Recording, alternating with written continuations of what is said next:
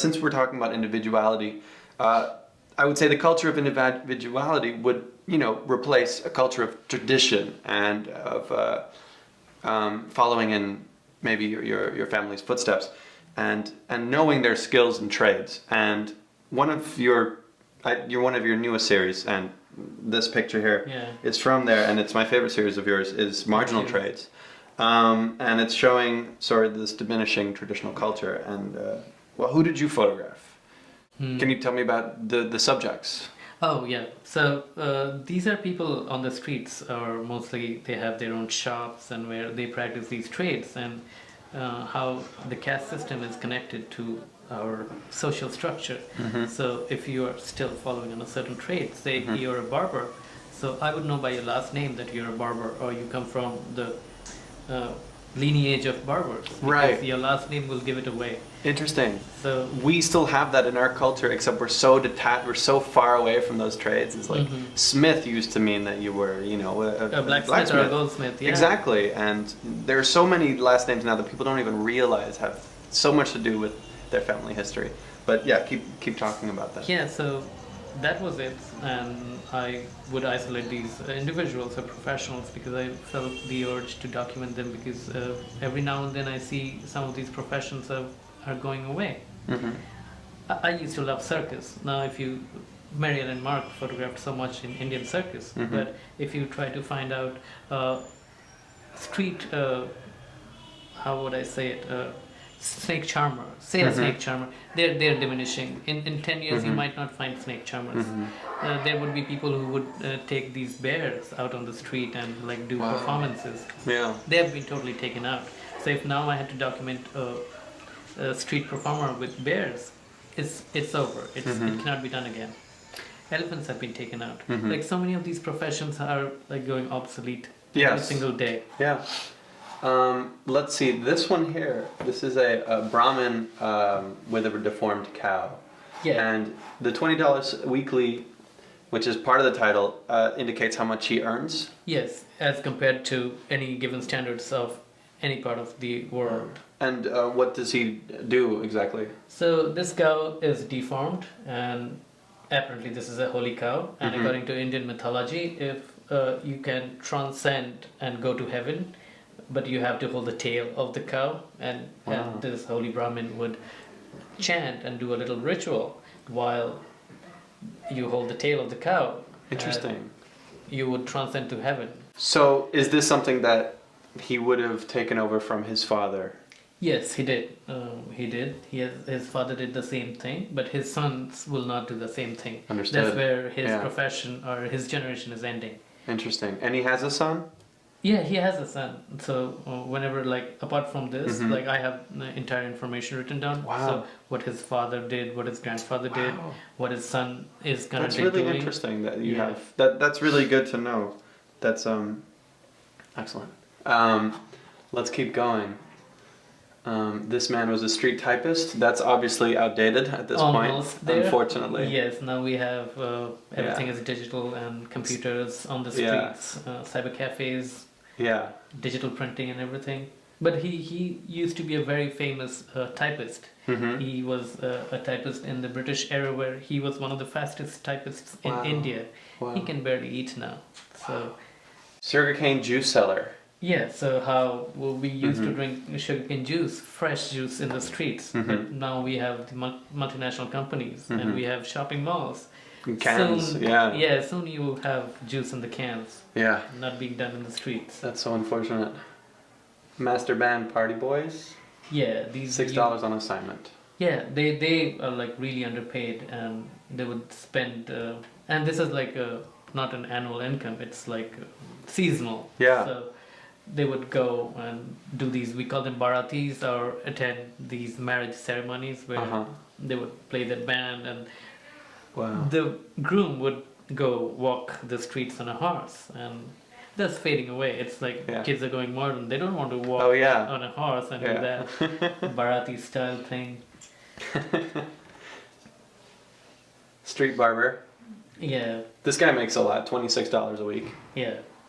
So this, like the street barber, is my initial inspiration to starting Marginal Trades. Mhm. So When I grew up in Vietnam, well, I didn't. I spent 1 year there, but Right. that was something that I saw very commonly. Barbers on the street, and Mhm. that really fascinated me as well. All they had was little plastic chairs and a mirror that they would just like hang on a Wow. concrete wall, just string it on the fence and on the tip of it. And I was really fascinated with that, and I wanted to photograph it. I never did, so I'm glad that you have documentation of it, at least in India, and because it is such a beautiful thing what they do. You know, they just sit on the street and they just wait for a person to come by, and they seem to have a fair amount of business, at least where Yeah, in yeah. Vietnam, and because it's a really, I find it really respectable, you know, to take such care over the hair of strangers on the street. But yeah, I'm sure you feel similarly. Let's go through a couple more.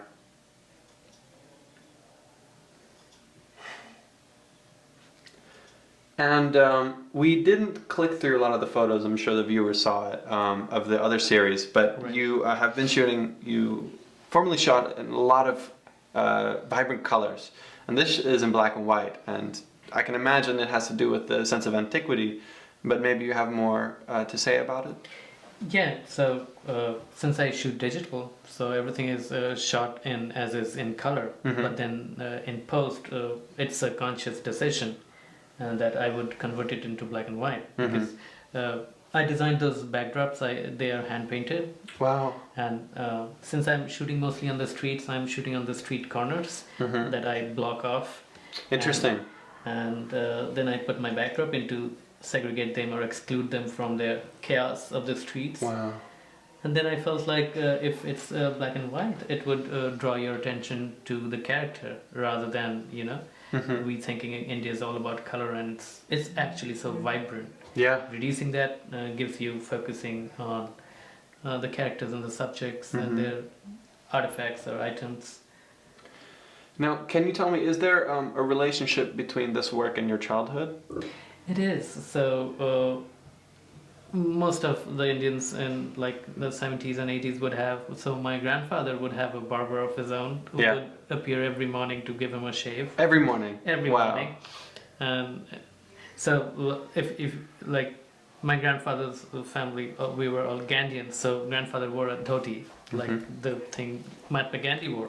Right. So this gentleman is also wearing, he's wearing something else, but my grandfather's barber would wear a dhoti, and I would be like 5 or 6, and I would see them giving a shave with this sharp razor, and I would feel it's kind of brutal and it's going to damage my grandfather in a certain Yeah. way. And I would have a little mug or a cup full of water, and I would splash that water into that barber's dhoti and run away, because I did not want him to harm my grandfather. The sad thing, I was kid. They never Yeah. said anything. They would just ask me not to do that. But when I was a little sensible, Yeah. they told me like it's totally fine, and I would hold his brush while my grandfather was given a shave, Wow. or I would hold the little cup of That's really sweet. soap while he would do that thing. Yeah. And That's so cool. yeah, and then I became his friend. And Is he in the series as well? no, he died long ago. Okay, But yeah. that image stuck in my can mind. It imagine. would be a winter side light coming in, Wow. everything in white, grandfather getting a shave. Wow, that's beautiful. And it's like beautiful images in my mind. And That's so where, cool. That was my first image I wanted to shoot Mm-hmm. whenever I wanted to shoot some trades. I noticed that there's 3 different chapters to Marginal Trades. Should we briefly talk about the differences between them for the viewers if they see it at home? So the first chapter is like my take on the marginal trades in black and white. Uh-huh. But when I went to thesis and at SVA, like we decided that some of the images look better in color, and Okay. they do justice more in color. Yeah, the background, especially, this is also on the street as well with your backdrop. This is my backdrop on the side, Yeah. but this is a how do I say, a mud house. Okay, so Yeah, it's in a location. And, it's in a location. and I think that seeing it in color, you get more information of that setting, and it has a different quality to it. Are the subjects different as a group than of the first chapter, or is it just a different? No, shooting not really. star? But the second chapter is like I went to a village, and Okay. this is like a village where still they have certain things left that. That's cool. In the first chapter, it's in the city, so Yeah. you don't have much of it. So I moved a little, say, 300 kilometers away from city. Calcutta is a metropolitan city, Right. so everything is very chaotic. So you have to go to a village, a little outside the city, to find these things. Yeah. This is like the beetle leaf, which is a Yeah. big, like how we chew gum here. Mm. People chew beetle nuts and beetle in India. Interesting. Yeah, it's their Just refreshing. the leaf? The leaf, yeah.